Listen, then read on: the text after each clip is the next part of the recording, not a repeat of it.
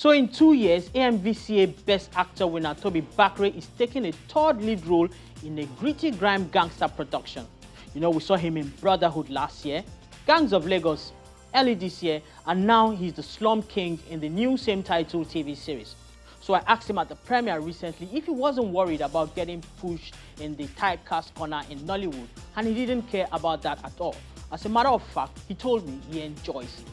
Take a listen. It's a pleasure being typecasted. I mean, that shows you're doing the job well. And I've done other projects before I get to see in other genres, but like, I really enjoy this genre and I'm ready to explore. And it's okay, let them feel you're typecasted, and before they realize, you give them another banger in another genre. This is Wednesday where they kill our family member. Will it be okay? It's a street story. It's just letting you guys realize people in the slum are also human. Some of them are subject to the life they've had to go through and some of the decisions they made, but they're also humans. And if we understand how they think, if we try to empathize with them, we might be able to further help them integrate better into the society and be more productive and better humans. Having struck gold with the gritty ghetto action story Shantytown from earlier this year, director Dimeji Ajibola was extremely reluctant to jump on another gritty ghetto story. But the pull of the Slum King broke his resistance. Some of his cast who have just got off the first screening experience congratulate him for a job well done. I know, stories like that will definitely go around, but I'm trying to dispel that fact that I'm not all about darkness, crime, or action.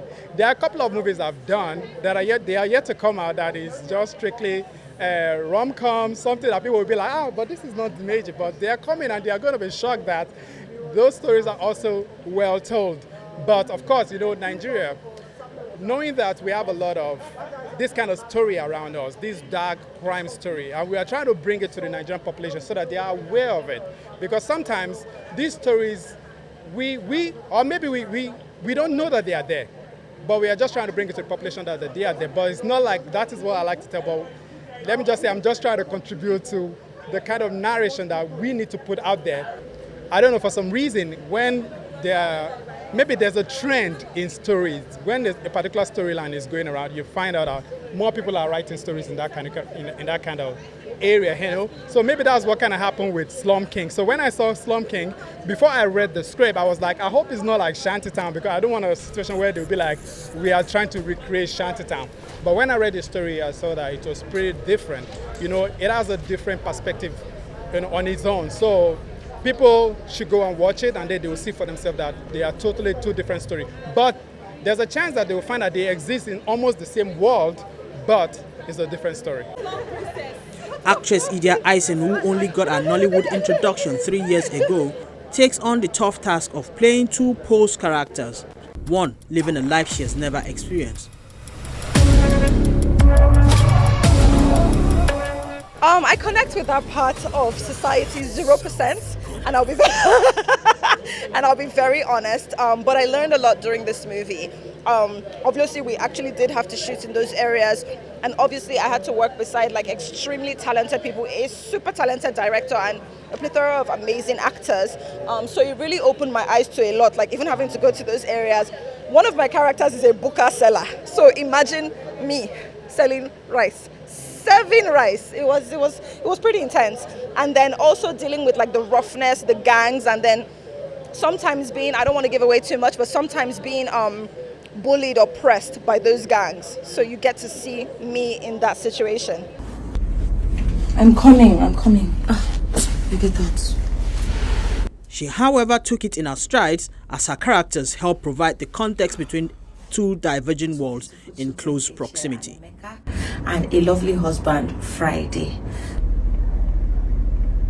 So please. Hi. I'm Melakeche.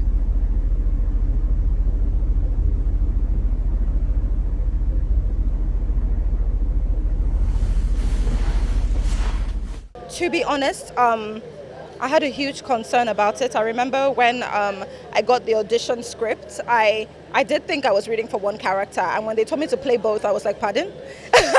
And then they told me they were twins. But you know the honest truth, I always wanted to work with Dimeji, and I was like, you know, whatever it is that I'm given, I'm going to blow this out of the park. I don't know how.